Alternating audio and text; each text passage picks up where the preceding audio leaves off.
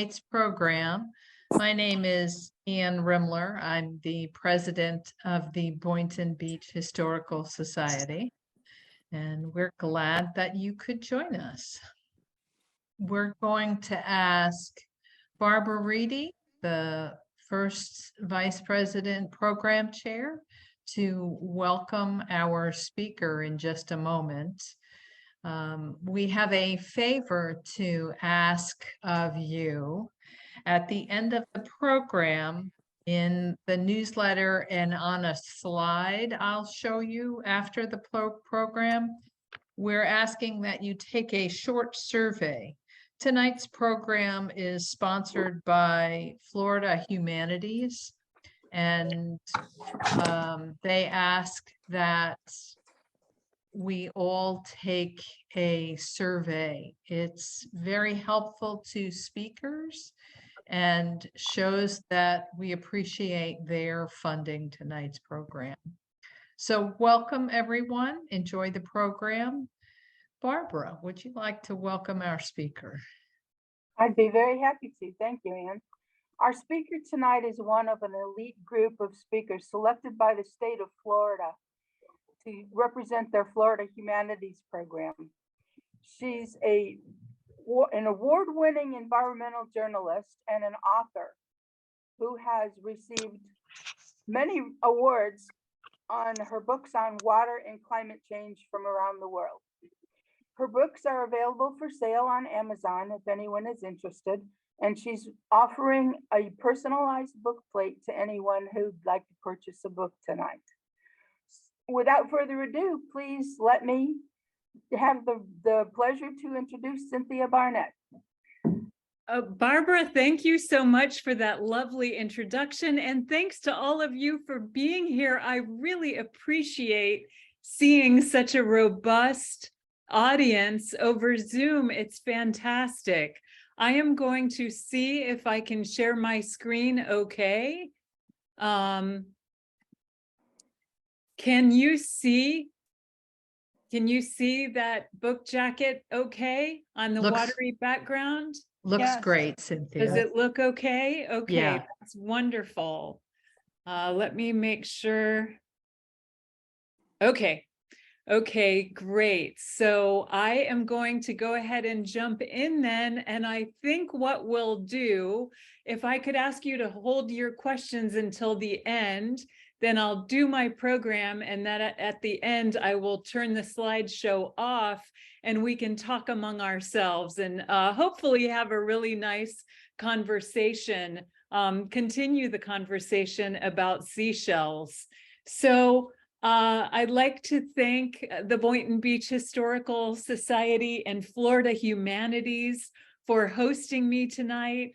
It's been wonderful that Florida Humanities helps get authors out to historical societies around the state. And the only thing I have appreciated about COVID is the ability to reach new audiences over Zoom. So I'm really appreciative that all of you are joining tonight. I'm going to start by telling you how I came to write this book. You may have been to or know the Bailey Matthews National Shell Museum on Sanibel Island. Rest assured that at the end of this talk, I am going to talk about Hurricane Ian so that you know what has happened on Sanibel Island. A lot of this book takes place on Sanibel Island because it is such a seashell haven historically and now. But to tell you this story, if you haven't been, the Bailey Matthews is just a wonderful museum of marine mollusks on Sanibel Island. One thing you can see there, if you look at the photographs on the right, that is a seashell and an animal called the Junonia. It's sort of a beloved seashell that people find on Sanibel. And it was mysterious for a long time. People just found the shell, but they didn't really know anything about the animal that makes it. So here, I want to talk to you about not only seashells, but the animals that live inside the shells. And you can see at that bottom picture, that extraordinary yellow and black mollusk that builds the beautiful shell. But anyway, I was invited to the Bailey Matthews Museum many years ago to give a book talk. My previous books had all been about water, and I was giving a water book talk. And I went out to dinner with the museum director after the talk, and she told me an incredibly disturbing statistic. They had done surveys of visitors to find out how much visitors already knew about seashells. These are mostly tourists visiting the island with their children. The survey showed that about 90% of respondents did not know that a seashell was made by a living animal. Most of the respondents thought it was some kind of rock or stone. And I was so bothered by that statistic and you know what it says about the world around us, that I really tossed and turned that night.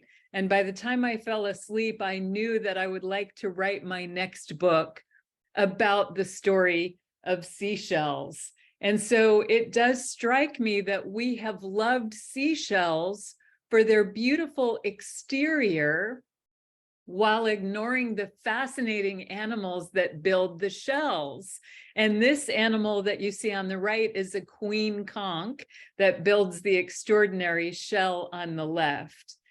Similarly, I think that's how we've loved the oceans, right? We love the oceans as this beautiful postcard or backdrop of life, not always understanding what's happening beneath the waves, the pollution and other issues, not thinking of the oceans as the very source of life. So as an environmental writer, I'm very fascinated by those metaphors, and especially the metaphor of listening, right? We always held seashells to our ears to try to hear wisdom in their polished whorls. And the amazing thing is how often they have answered with clear truths in murky times. So extinct shelled creatures like the spiraling ammonites gave proof of evolution, fossilized proof of evolution. Seashells on mountaintops told a story of shifting continents and rising and falling seas, articulating an Earth history much older than the 6,000 years suggested by the Bible.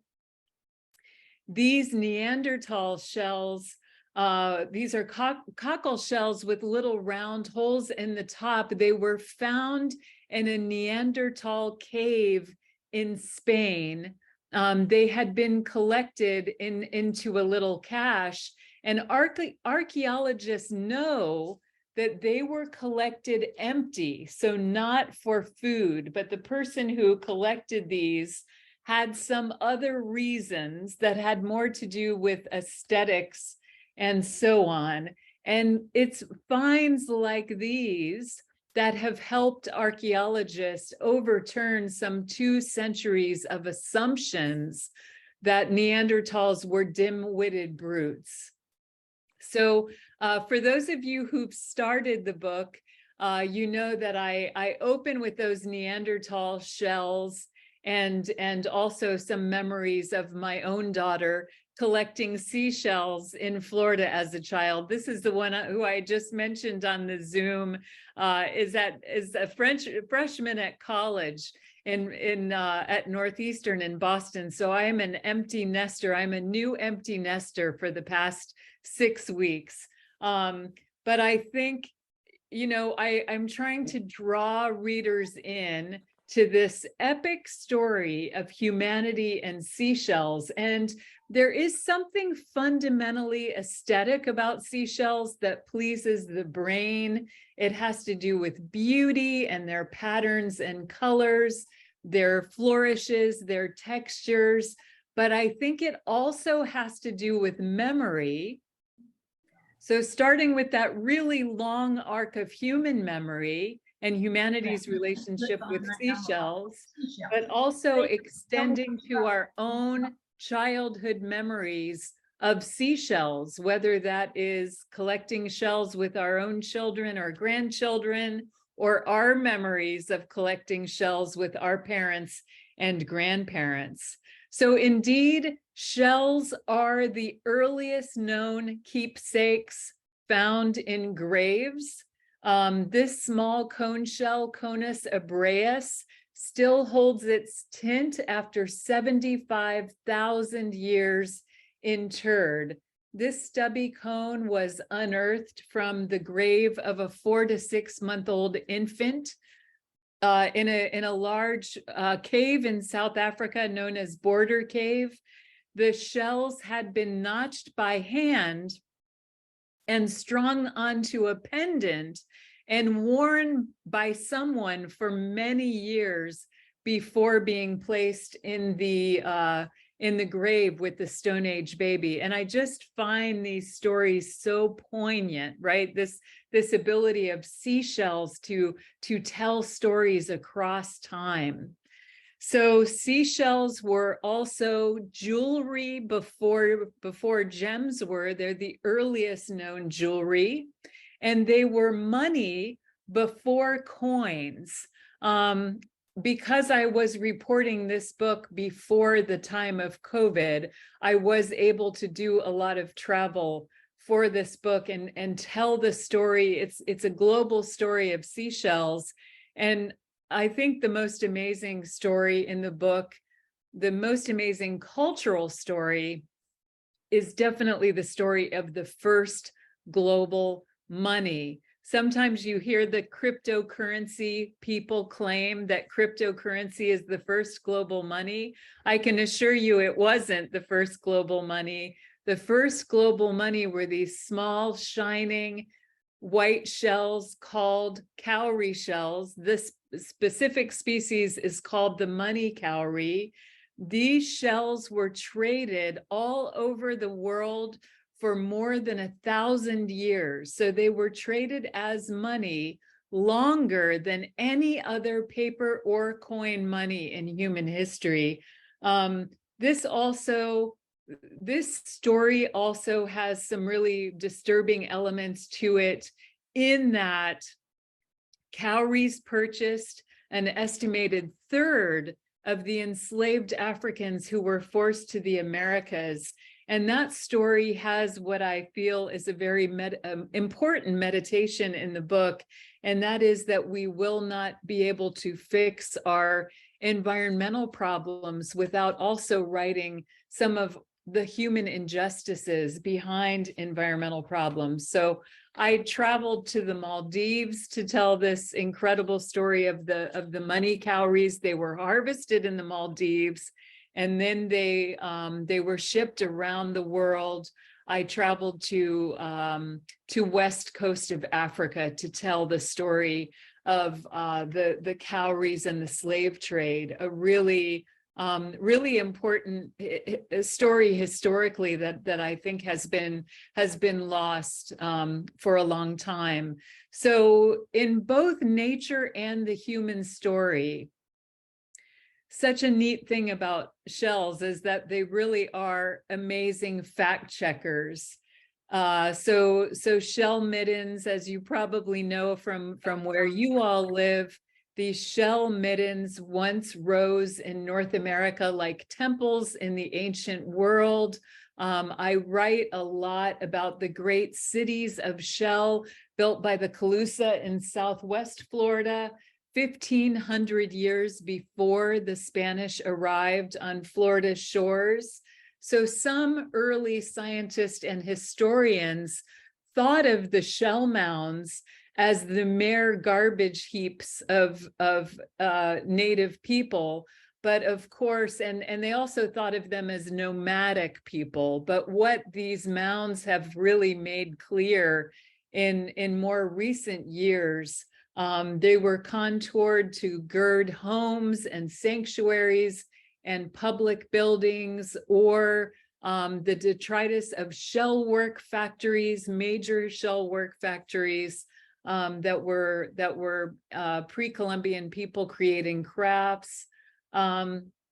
These mounds are making clear that the New World was hardly new, much less settled by bearded men on sailing ships. So a neat thing about Seashells is they often record human history more accurately than the humans who originally wrote it down. So I grew up on the southwest coast of Florida. I was born in Fort Myers, and this is a place that I loved to go when I was a kid. It is still there, although I'll show you some pictures from the hurricane when I get to the end of this talk. But this was the shell factory in Fort Myers that is now right off I-75, but it predates I-75 by decades. But now I can joke that before there was a shell factory in Fort Myers, there were shell work factories in Fort Myers. The Calusa honed their tools from the iron hard shell of the lightning whelk. And you all see this where you are in Boynton Beach. I think many of you have probably found lightning whelks. They're a beautiful shell and really unusual for having a left-handed opening, which we can talk more about during the Q&A if anyone is interested in that. But the Calusa hafted a wooden handle through the shell's crown to make a heavy hammer or a sharp axe. They sharpened the outer lip into cutting edges for hollowing out their huge canoes, and they honed lightning whelks into spear points, pounders, perforators, fishing weights, and many other tools. And to me, the neatest thing about the story of the Native American lightning whelks and the goods that were created in Florida is the extent to which they were traded elsewhere on the continent. So any of you who are from St. Louis area, you will well know the mounds of Cahokia. Cahokia was America's first great city. It rose on the Mississippi, across the Mississippi River from what is now St. Louis, Missouri, about 1,000 years ago. It was home to 30,000 people in its day, and temple mounds, including some of the few still standing, like this one, which is called Monk's Mound. These mounds had bases as large as the Great Pyramids of Egypt. And the people in Cahokia, that far from the sea, absolutely revered marine shells. The number of marine shells that have been found in these mounds is absolutely astounding. And even more astounding is the fact that the most commonly found seashell in the mounds of Cahokia are lightning whelks from Florida. Archaeologists are able to pinpoint where these whelks come from. And it's just amazing to think of them being all of those miles away and traded with Florida people. So all along the way, throughout human history, seashells are really revealing who we are. So one very interesting part of this book for me was the research in the rise of the curiosity cabinets in 17th century Europe, and all the royals just went absolutely nuts over the seashells that were coming in on ships from the tropics. These seashells were so much bigger and more beautiful than anything found, for example, on the shores of the North Sea. A seashell madness swept Holland and other parts of Europe that was similar to the Dutch tulip madness that happened in the same era, where you had people paying as much for a single seashell than as they would pay for a painting by Vermeer during his lifetime. You could buy one seashell for the same price as you would pay for one painting. Rembrandt himself got caught up in this shell madness. Those of you who have been to the Rijksmuseum in Amsterdam may have seen his famous etching, The Shell. This is a marbled cone, and he made this etching from his own collection. Rembrandt got caught up in the shell madness and the tulip madness. In fact, he had financial trouble and lost his home in bankruptcy. Like so many artists, he wasn't paid well in his lifetime. But again, people were paying more for things like seashells and tulips than for the paintings that we know today are so grand and so valuable. So in the following century, that shell madness that had been pretty much the purview of royals now starts to extend to the middle class, because during the Industrial Revolution, we start to have a middle class. So in England, pink conchs from the Caribbean and from South Florida, which we now call these queen conchs. We call them queen conchs because of Queen Victoria. Queen Victoria herself loved the queen conchs. They were imported from the Bahamas, which at the time was a British colony. She had her own cameo maker on the royal court to carve cameos from queen conchs and other shells that came in on these ships. So a favorite story in the book comes from this time and from later in the 19th century. The shell madness that had gripped the royals and the aristocracy, as I mentioned, that shell madness starts to spread to other people.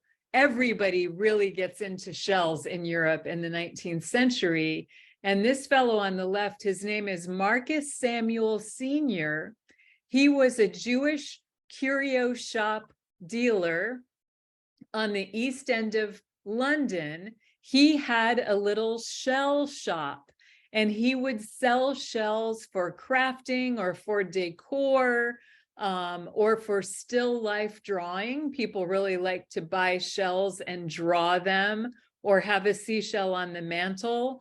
Marcus Samuel also came up with the idea for these little shell encrusted boxes like the one you see on the right. You still see these little shell boxes to this day when you're in a shell shop by the beach, right? He had the idea that he could manufacture these in his shop and sell them to beach resort shops like at Brighton and so on. So you could buy a little souvenir box that says a gift from Brighton and so on. And they're still sold all over the world in beachside resorts to this day.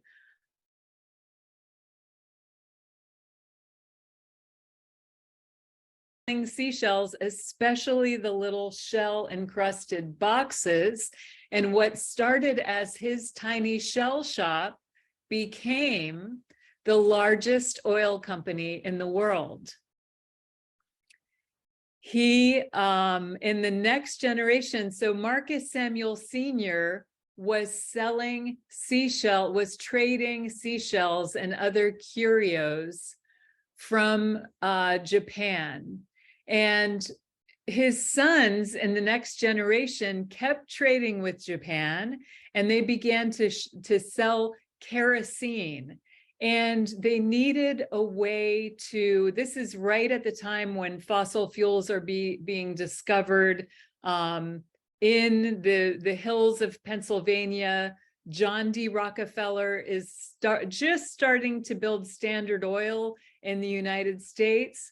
Marcus Samuel's sons created an oil transport company to move oil through the Suez Canal, and they named the company Shell in honor of their father. And they named the first oil tanker to go through the Suez Canal after one of their father's favorite shells, which was called the Murex. And so that ship on the left was the first oil tanker called the Murex. To this day, Shell still names its oil tankers after seashells. The one on the right is called the Murex, and it is hauls liquefied natural gas around the world. And it was named after the original oil tanker. So the poignant thing about this to me is that if we see Shell's symbol, right, the corporate symbol, that yellow scallop, wherever you are, you know exactly what that means, because it's one of the most recognizable brands in the entire world. It's like the Nike swoop. They don't even need to put their name on it for you to know exactly what that symbolizes. And yet we don't know very much about the natural world itself, right? Going back to my earliest comment about how the kids who visited that museum didn't know that a shell was made by a living animal. So there are, a lot of this book is trying to get at some of that nuance and think about how we've become people who can so easily recognize a corporate brand and not understand the life and the wild nature around us and its role in our own health. So I'm going to do a little edit to this slide. And there I've replaced the shell oil scallop with an actual Murex. The animal that these two oil makers were named for is an extraordinary animal. If you know anything about the Phoenicians and their purple dye, the Murex was the snail that was crushed in Phoenician times to make the color purple. But this is a mother Murex sitting on her eggs. They're amazing animals that lay so many eggs, and they still live in that part of the world where the Phoenicians sailed a long time ago. And these are the kinds of stories that I'm telling in this book. So the point is that all this time we have, other than shellfish for food, we've kind of paid little heed to the animals that made these iconic shells. So in the book, I'm telling the cultural stories, but I'm also telling you some amazing science and wonder, regarding these animals that are building the shells. So even in my childhood in the 1960s, and this was my childhood shell book. In my childhood shell book, there was very little about the biology of these animals or their natural history. There was a lot about how to kill the animals to get at their shells, right? So there was all this macabre description of how you could freeze them or bury them alive or take them out with a coat hanger and all of these different things. And the reason I tell this story is because I think it's neat to see how much the ethic has changed in just one generation. In my childhood, everybody still collected shells live. You might remember some of these scenes where there were boiling pots down by the beaches in Florida where you could collect the live animals and then boil them so your shells would be clean. Many of the motels had boiling stations right in the room where you could boil the seashells. There was a joke that the best place in Florida to find seashells was at the Georgia border, because that's when the tourist car trunks would start to stink and the families would have to dump their shells on the side of the road. But again, this epoch is really changing, and I'm gonna tell you a little bit about that. Now we are more understanding these animals, that those that swim and crawl and burrow down in the sand and flip somersaults and even look at you with curious eyes. That's a milk conch, by the way. They are also extraordinary architects that build their shells using minerals from the surrounding sea, primarily calcium carbonate. They put down layers of minerals as they grow, and their reliance on those minerals is what makes them incredible sentinels for what is happening to the oceans today. And I'm going to talk about a couple of different things that are happening to the oceans as a result of climate change. One is called ocean acidification. So the oceans have absorbed nearly a third of the extra carbon dioxide that humans have sent into the atmosphere since the time of since the rise of the Industrial Revolution. And the oceans have become about a third more acidic since that time. That is making it harder for mollusks to build their shells. The mollusks, the oceans have also taken up about 90% of the heat that is being trapped in the atmosphere. And one way I like to think about the oceans, when you think about the warming that's happening now, and you've heard a lot about warming on the news now because we've had a lot of record temperatures, but the vast majority of the warming that has happened so far, 90%, has been absorbed by the ocean. So the great thing about that, the thing I like to think about, is the extent to which the oceans have protected us from worse warming. The thing is, the animals that live in the oceans are having to deal with that warming. So the shelled animals, and this is a good example, these are very small shelled animals called pteropods. They're also called sea butterflies. They're very important food for whales and other animals. This is a look at their shells under an acidifying sea.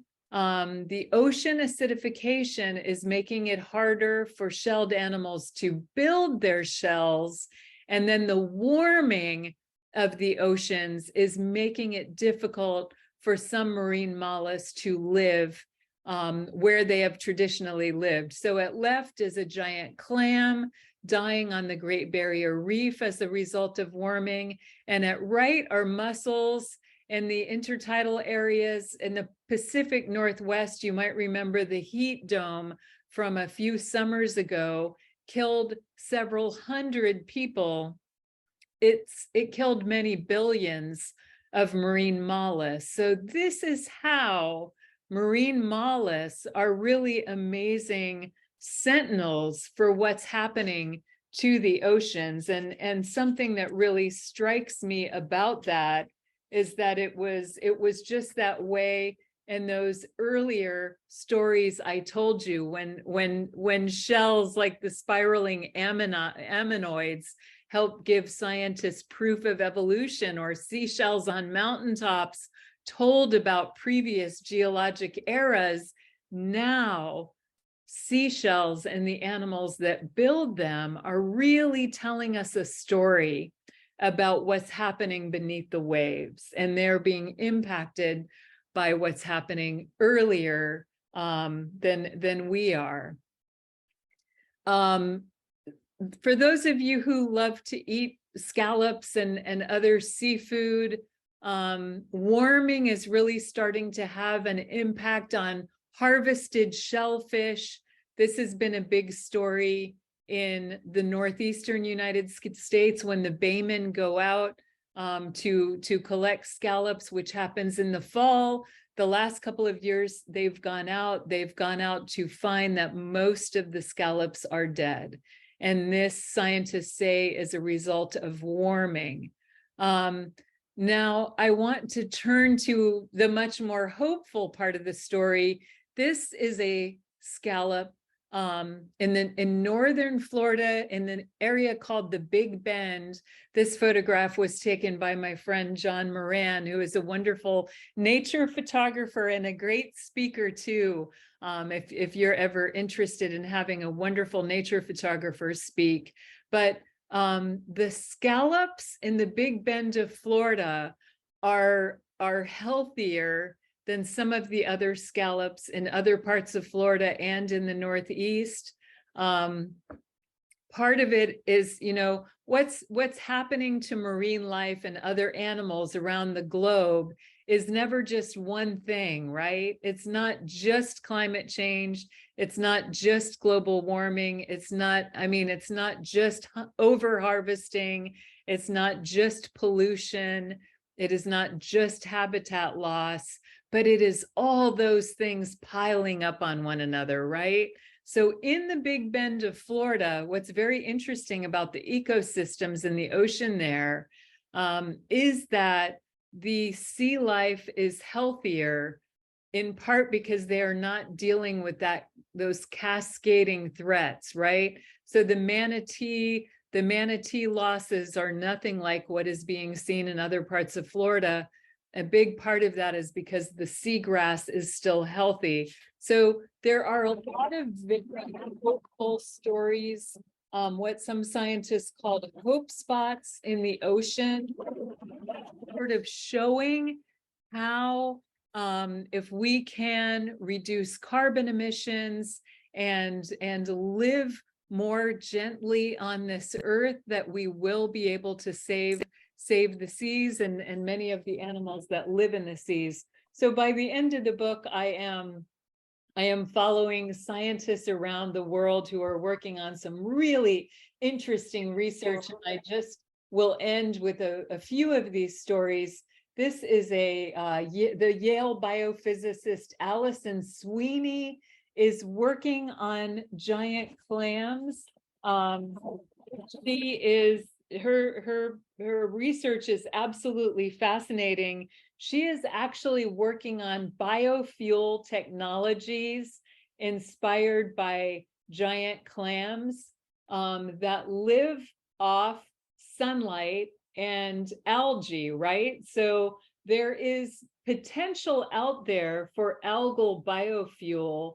Another thing that it could possibly do is help society deal with nuisance algae that has been hurting our coastlines. So there's all kinds of really interesting biofuel technologies out there. As we invest in these new technologies, we will be able to make the transition to cleaner fuels and wean ourselves from fossil fuels. Another part of the solution to what's happening to the oceans is aquaculture. I didn't get to tell you the whole story of the queen conchs, but dating all the way back to those Victorian times, queen conchs have been over harvested for that beautiful shell and for the meat.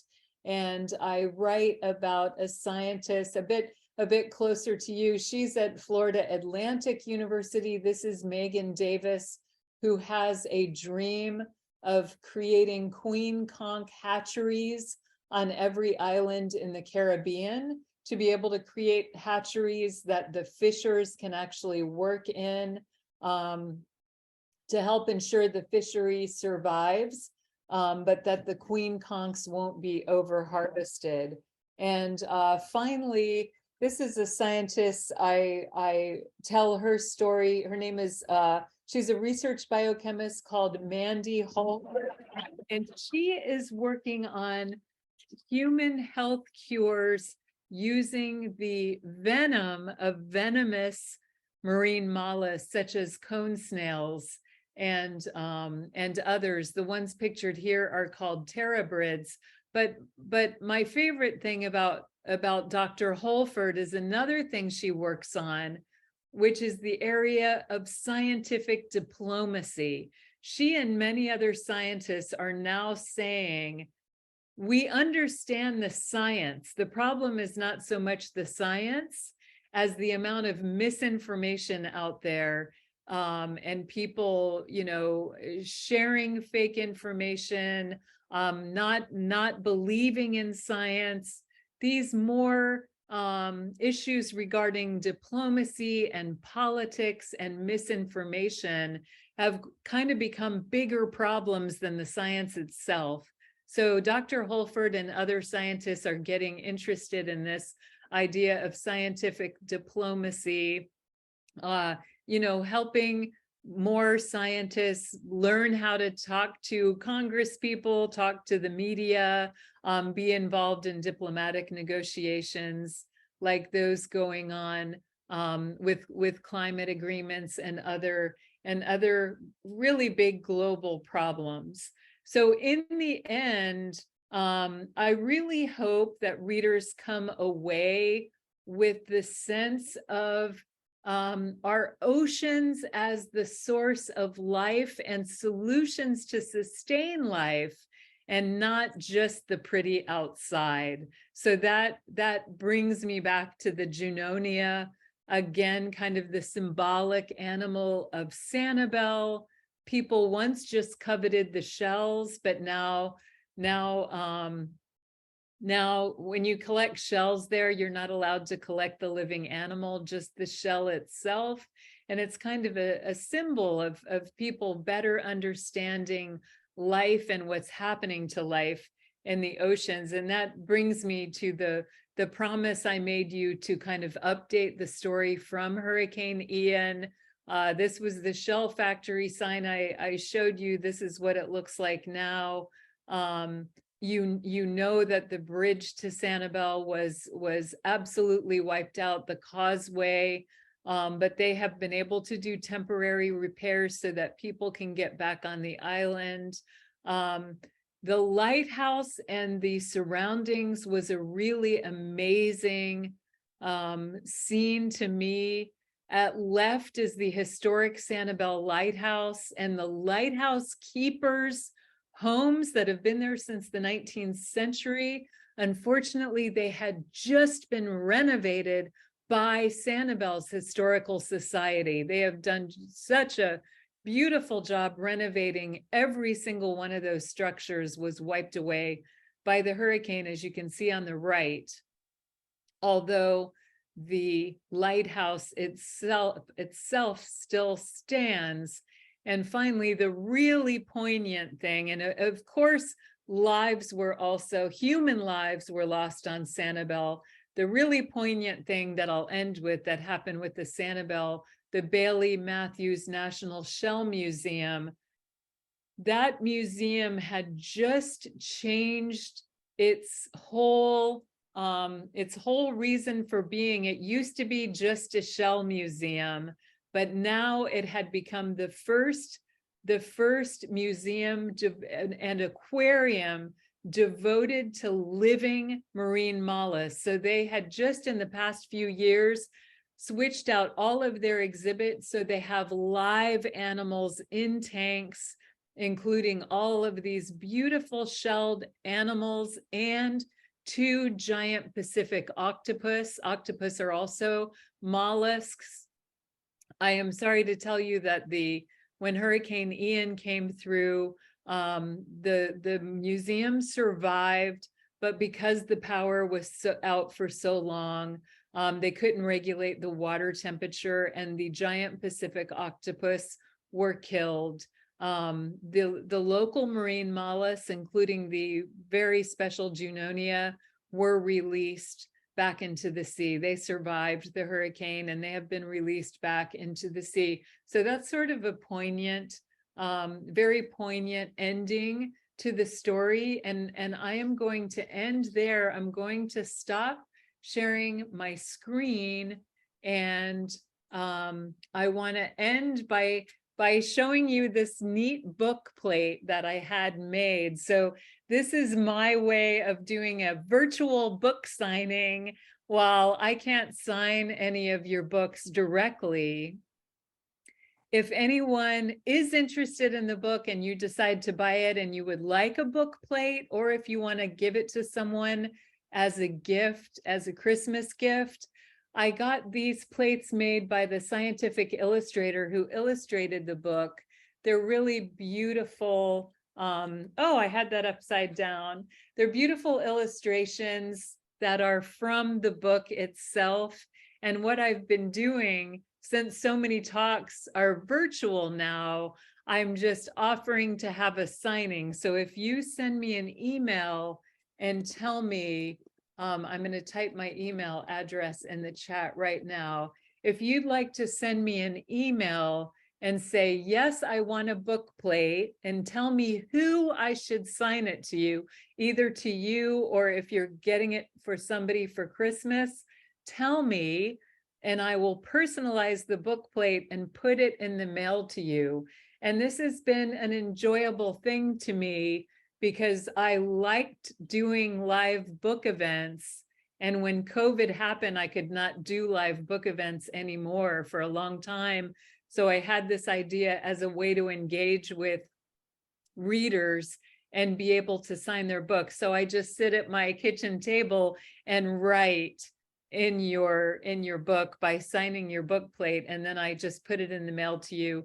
And it's been a really nice thing to be able to do during COVID. So I'm happy to do that for anyone who wants one, but don't forget to give me your address. Give me your name or the person's name you want it sent to, and give me your snail mail address. And please now unmute yourselves. I'd be happy to take any questions or listen to your comments.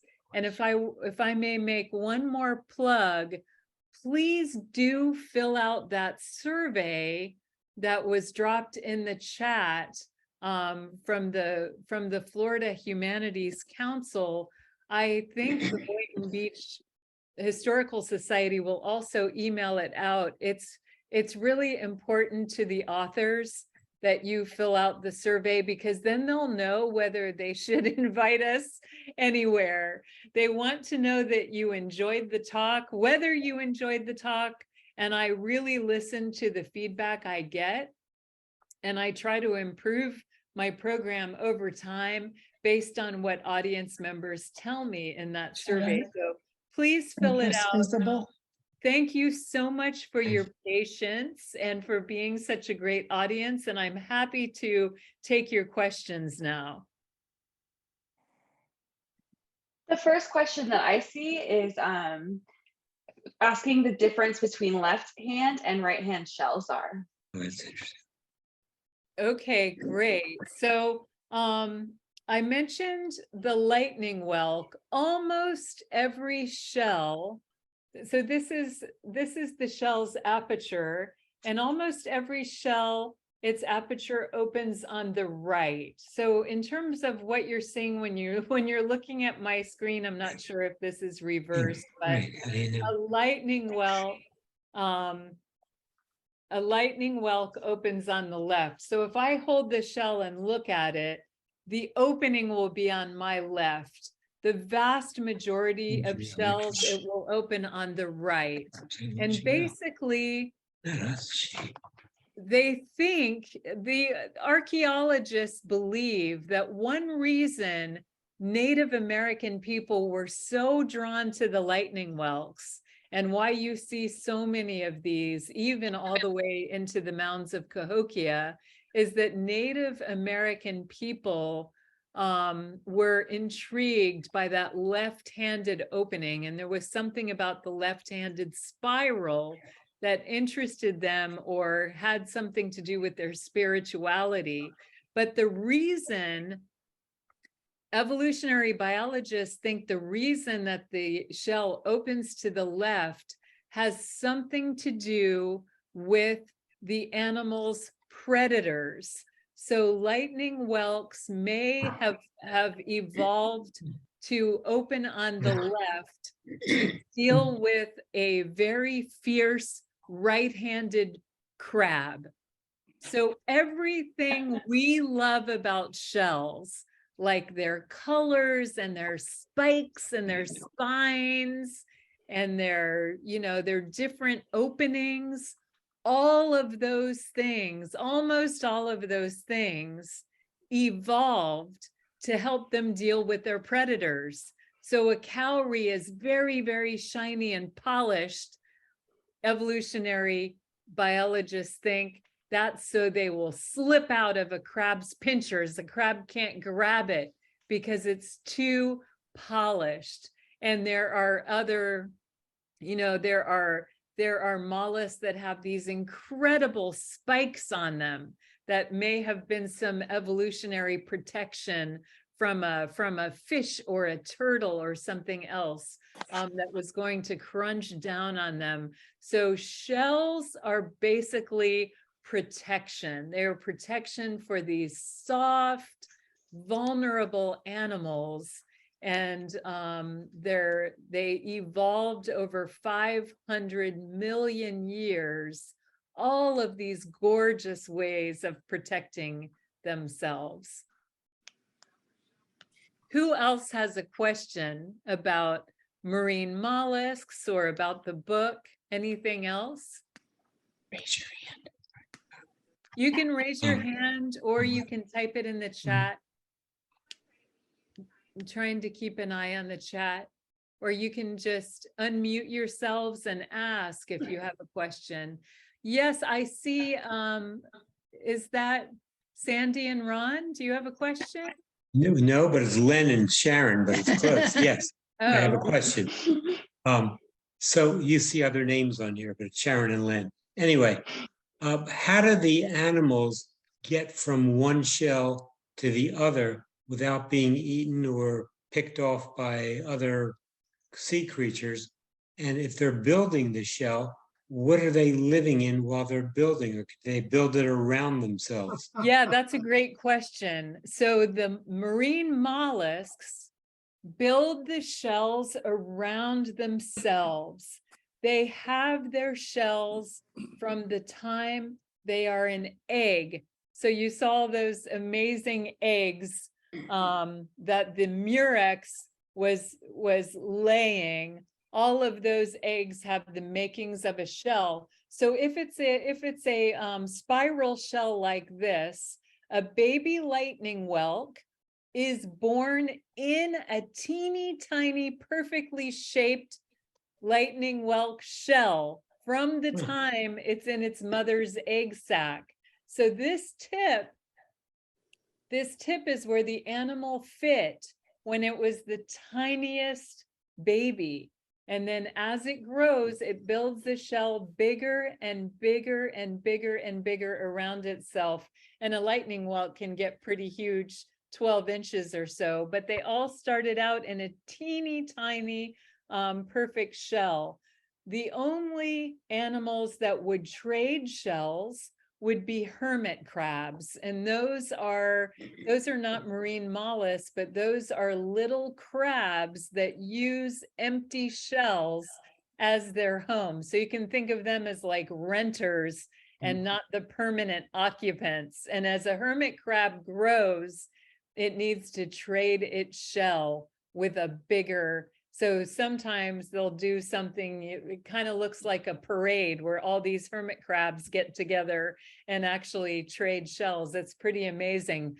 But a marine mollusk lives with its shell its entire life. You can think of its shell as its home that it carries on its back. So as it matures and grows, it eats away the inside of the shell and the outside develops more because it gets bigger. So how do, Yep, if they're it's so always, hard, it's always adding at the edge using minerals from the surrounding sea. So it's making kind of this, it's making kind of a matrix, or kind of like thinking of a bricklayer laying and the concrete matrix. It's always adding here to the very outside, and that's how the Okay. shell gets bigger and bigger over time. Got it. Okay. And the other, if I can have another question? Yep. Sand dollars, what are they? Sand dollars are not marine mollusks. I think they're called ectoderms. They are something different. But they too use chemicals in the surrounding sea to build those beautiful sand dollars. Thank you. You're welcome. Who else has a question? Well, Yes. if there are any, oh, I'm sorry. I'm sorry, go ahead and then Tom will be next. Okay. Do you know if there are any mollusks? I'm in Vancouver right now. Are there shells and mollusks here in Vancouver? You are Canada. are you on the ocean where you are? On the bay.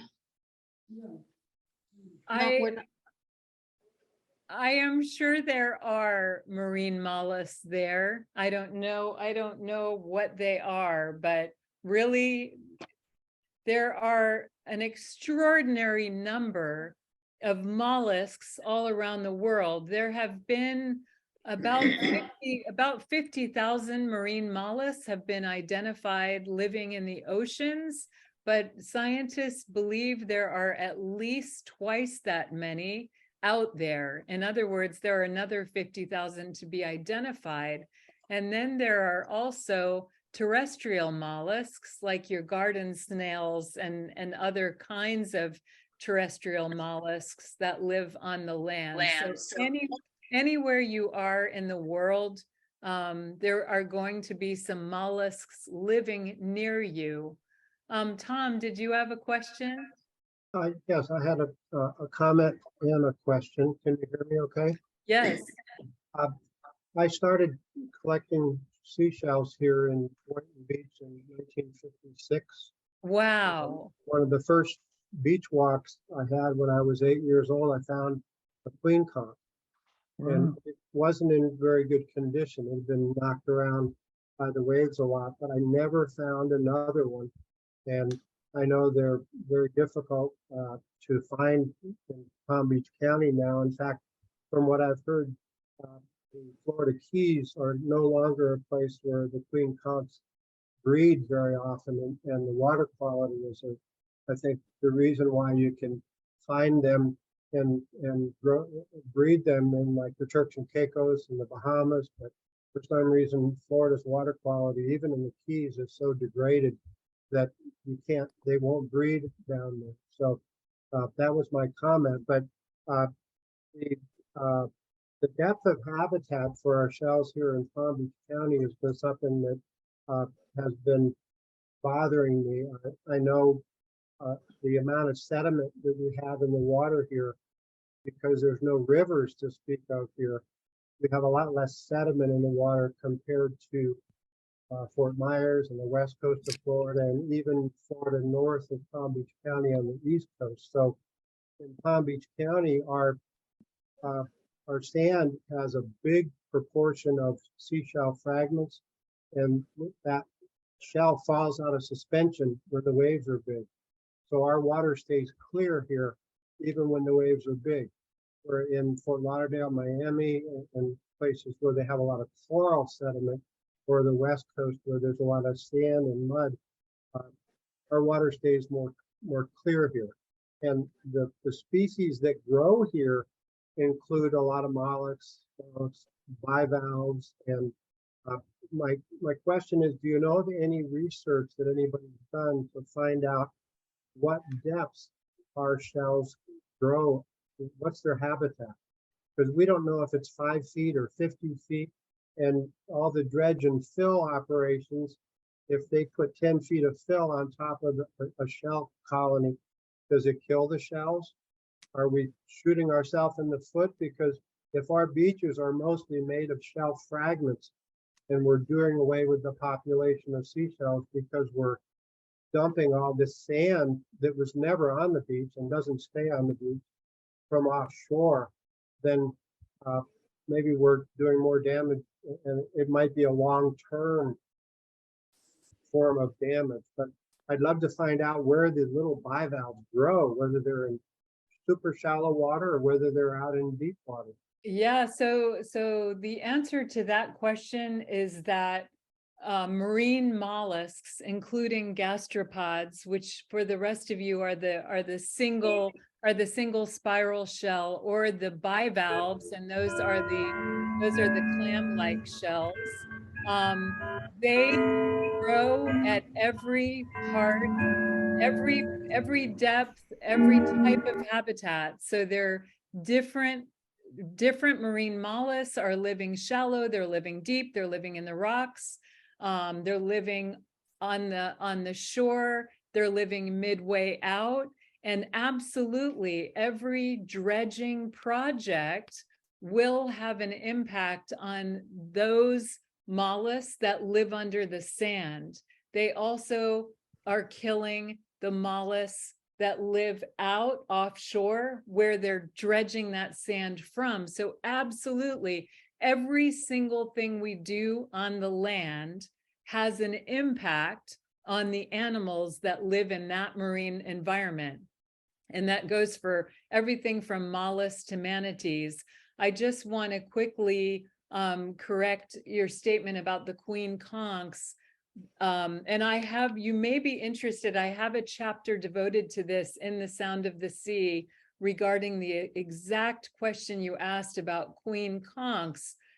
The Florida Fish and Wildlife and the EPA, when the queen conchs started vanishing from the nearshore waters in the Keys, they felt absolutely sure that it must be pollutants running off the land, because the farther offshore queen conchs were doing okay. It was the nearshore conchs that were dying. And that was also the case on the southern tip of the peninsula.